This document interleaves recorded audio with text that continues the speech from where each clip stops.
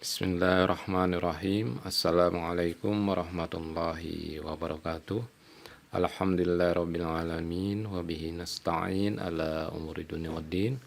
Wassalatu wassalamu ala asrofil anbiya'i wal mursalin wa ala alihi wa sahbihi ajma'in.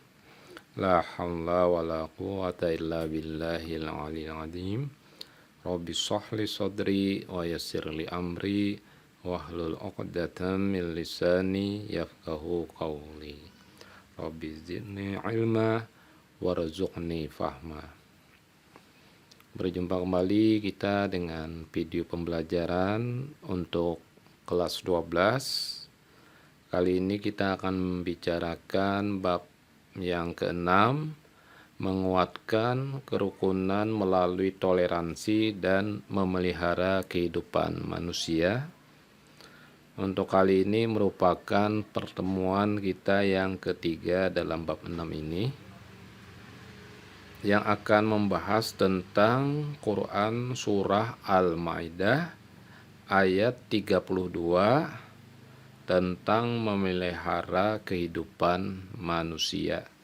Jadi untuk pertemuan kita pada kesempatan kali ini kita akan membicarakan tentang Quran surah Al-Maidah ayat 32 tentang memelihara kehidupan manusia.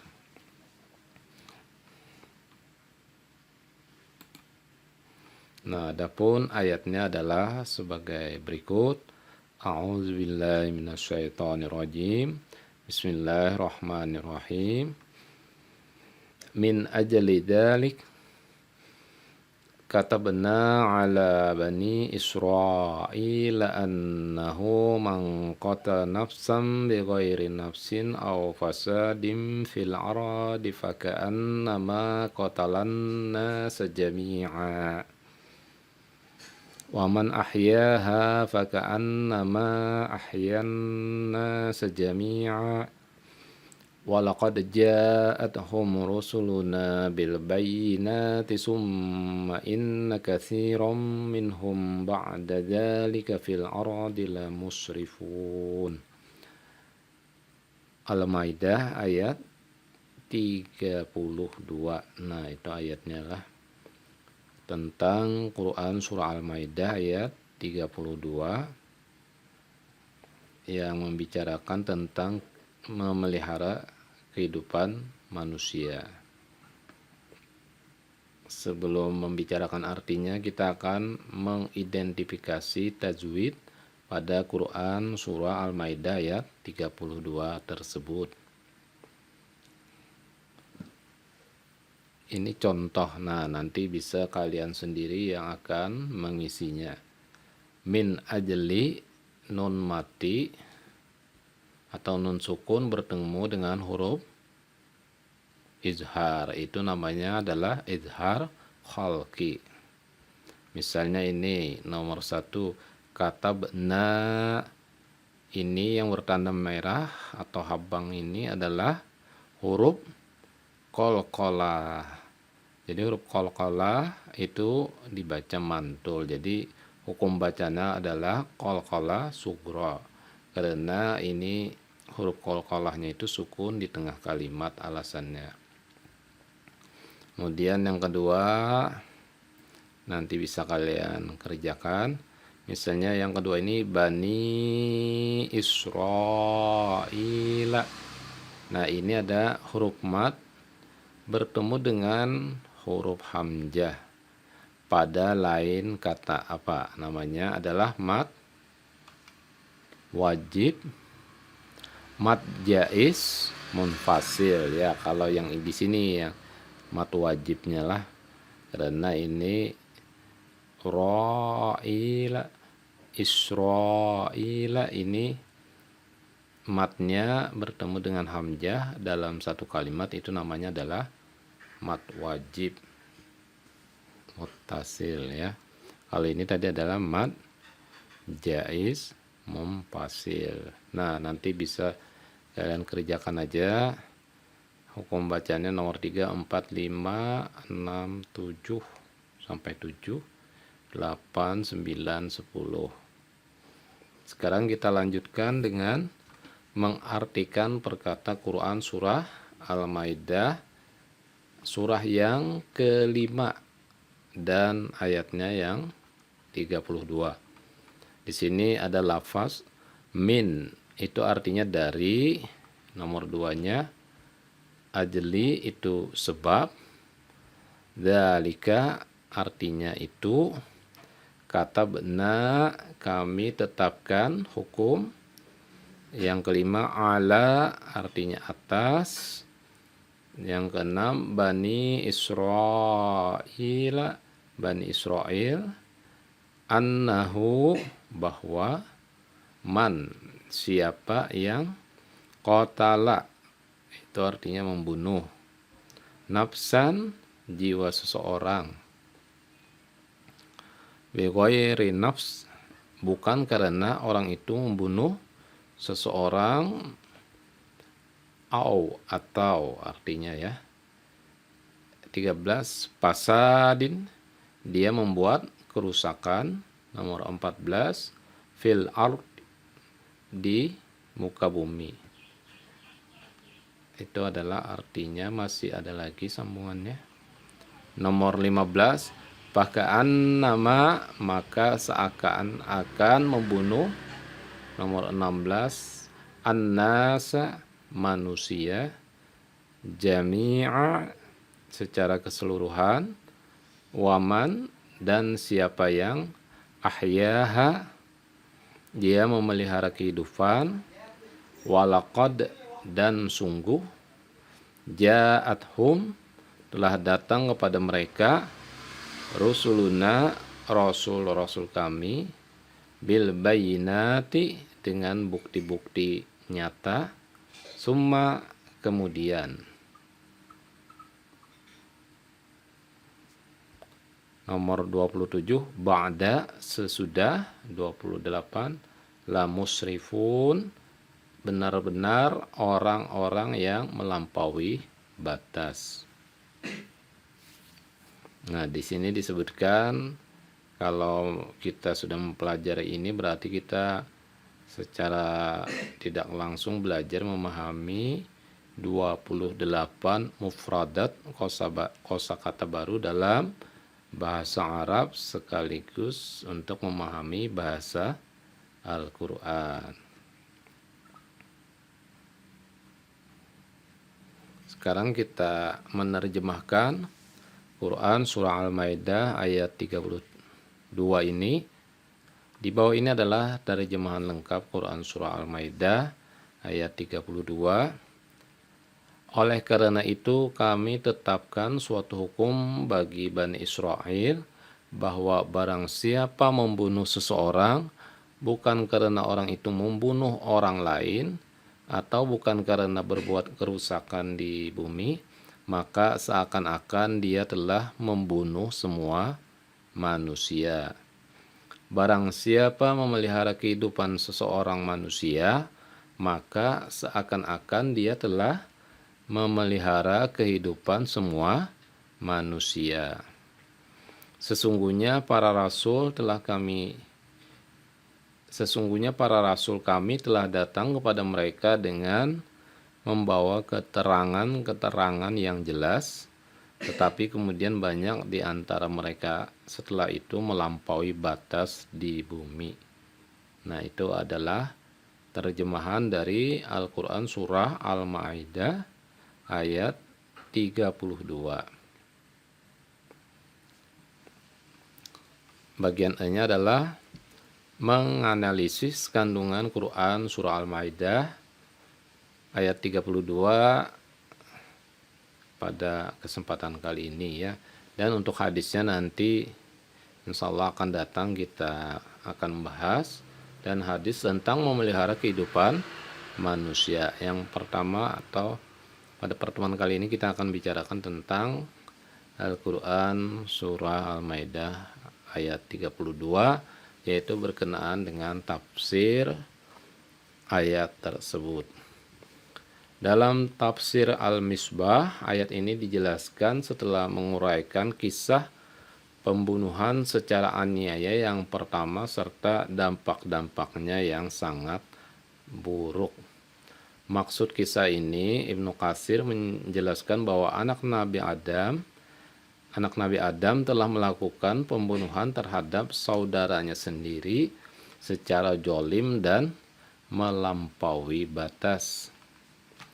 Kemudian Quraisy Shihab dalam lanjutan tafsirnya, setelah terbukti melalui kisah ini betapa tergesa-gesanya manusia, ayat 32 menegaskan bahwa oleh karena kejahatan yang terjadi dan dampak-dampaknya yang sangat buruk dan perilaku Bani Israel, maka kami yang Maha Agung menetapkan suatu hukum menyangkut suatu persoalan yang besar, dan hukum itu kami sampaikan kepada Bani Israel, bahwa barang siapa yang membunuh satu jiwa, salah seorang putra putri Adam, bukan karena orang itu membunuh jiwa orang lain yang memang wajar sesuai hukum untuk dibunuh, atau bukan karena membuat kerusakan di muka bumi yang menurut hukum boleh dibunuh, seperti dalam peperangan atau membela diri dari pembunuhan, maka seakan-akan dia telah membunuh manusia seluruhnya.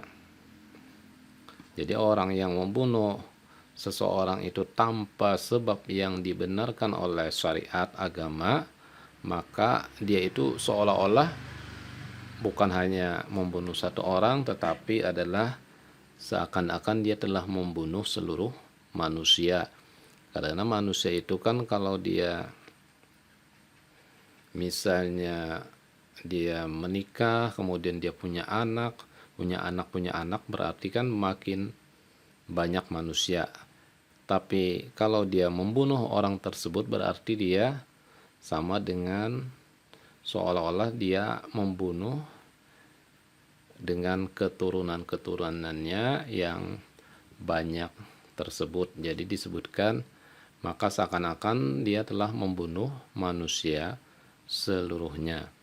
Barang siapa yang memelihara kehidupan seorang manusia, misalnya dengan memaafkan pembunuhan keluarganya atau menyelamatkan nyawa seseorang dari bencana, orang dapat menolong seorang orang yang sakit misalnya kan, atau membela seseorang yang dapat terbunuh secara aniaya, maka seakan-akan dia telah memelihara kehidupan manusia semuanya.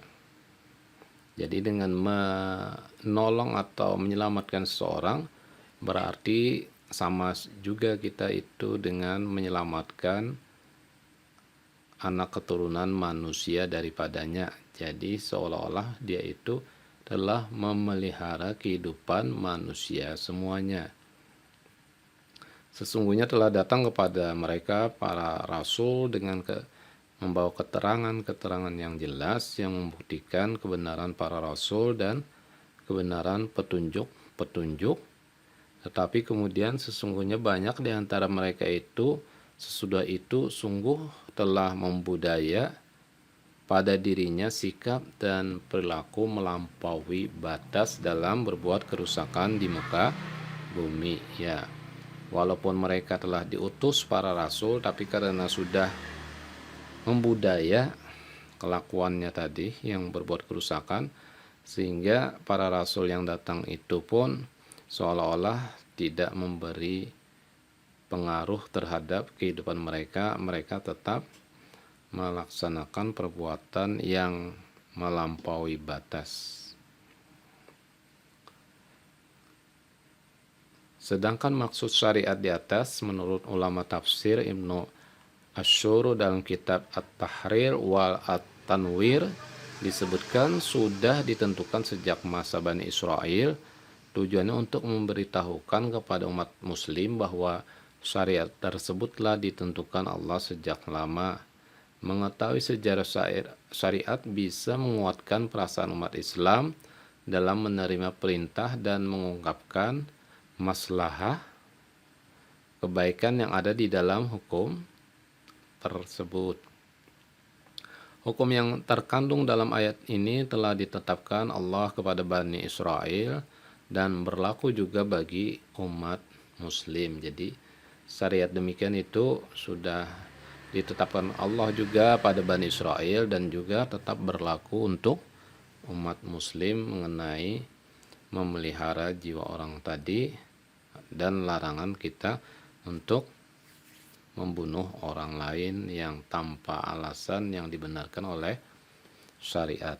Sementara itu dalam tafsir Al-Azhar terkait disebutkannya ayat ini untuk Bani Israel, Hamka menjelaskan bahwa tentu sudah diketahui bahwa jarak di antara zaman Bani Israel dengan kedua anak Nabi Adam berkelahi itu sangat jauh, memakan waktu beribu tahun. Tidaklah mungkin peraturan ini baru berlaku kepada Bani Israel, sebab kejadian itu sudah banyak kejadian pembunuhan kepada sesama manusia di antara zaman kedua anak Nabi Adam dengan Bani Israel. Penekanannya kepada Bani Israel ialah sebab tujuan ayat sedang dihadapkan kepada mereka, sebab Bani Israel di zaman itu sangat mudah membunuh orang oleh karena dengki dan sakit hati, bahkan banyak para nabi yang mereka bunuh. Nah, ini jadi dari Profesor Dr. Hamka menjelaskan antara peristiwa zaman Nabi Adam dengan Bani Israel itu adalah jaraknya jauh ribuan tahun. Namun kenapa ditekankan lagi, yaitu kenapa disebutkan itu hanya untuk memberikan penekanan kepada Bani Israel, karena Bani Israel ini orangnya mudah sekali membunuh orang lain, walaupun hanya disebabkan iri dengki atau bahkan Nabi pun mereka bunuh. Kemudian untuk pembunuhan yang dilarang pada ayat ini menurut Al-Maraghi dalam kitab Tafsir Al-Maraghi adalah pembunuhan yang dilakukan dengan kejahatan, permusuhan, dan pembunuhan yang bukan karena menegakkan hukum pidana. Artinya memang hanya suatu kasus pembunuhan yang bukan pembunuhan itu dilandasi oleh karena misalnya menegakkan hukum pidana atau menegakkan hukum Allah. Kalau misalnya hukum pidana kan orang yang membunuh, maka hukumannya juga dibunuh karena dia membunuh dengan sengaja tadi misalnya.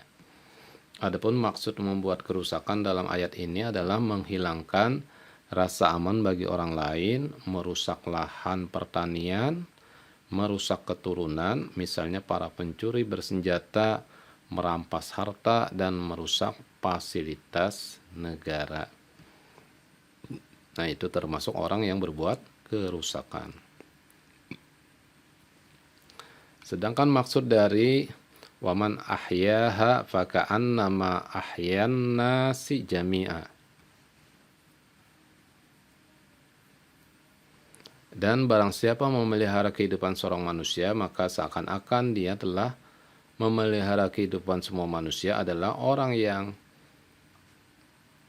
menjadi sebab hidupnya satu nyawa dengan menyelamatkan dari kematian, maka ia adalah orang yang terhormat, karena orang tersebut mampu menyelamatkan seluruh manusia dengan sifat-sifat yang mulia, yakni kasih sayang.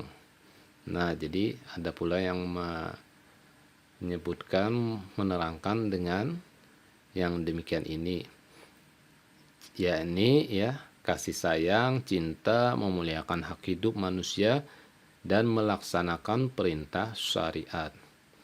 Ayat ini menurut Al-Maraghi menunjukkan keharusan menjaga persatuan dan memperhatikan kemanusiaan dalam kehidupan sosial, serta menjauhi dari sesuatu yang membahayakan individu.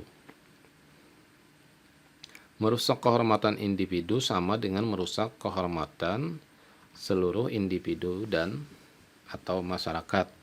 Sebaliknya, menjaga hak individu berarti sama dengan menjaga hak seluruh individu atau masyarakat. Bahkan dalam Al-Quran banyak dijumpai petunjuk yang mengajak kepada persatuan umat dan saling menjaga. Inilah landasan para umat terdahulu hingga sekarang.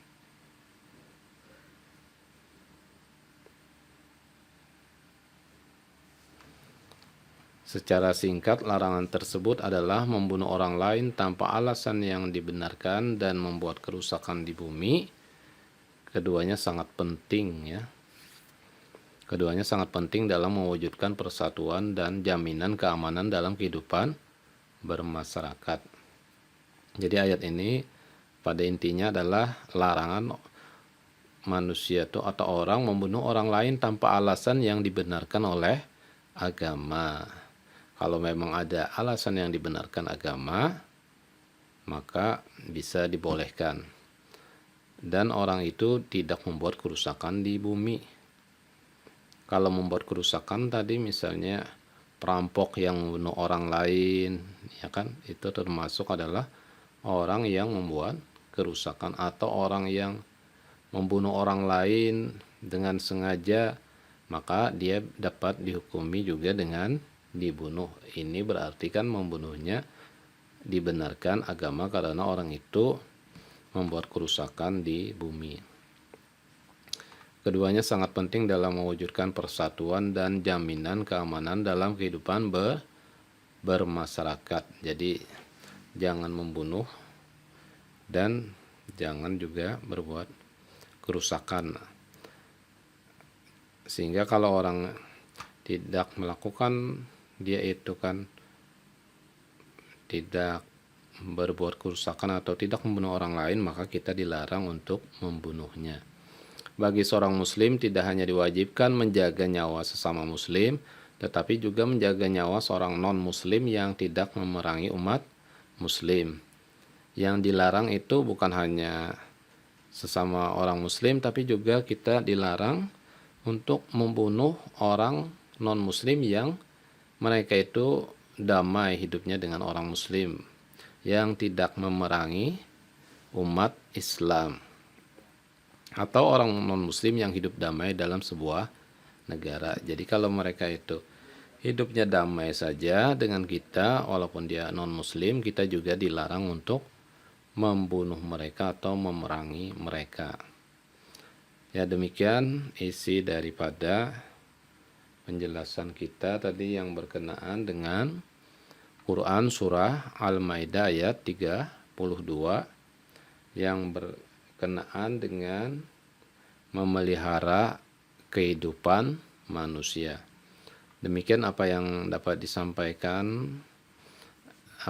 Bapak sampaikan pada pertemuan kali ini. Mudah-mudahan memberikan manfaat bagi kita semua.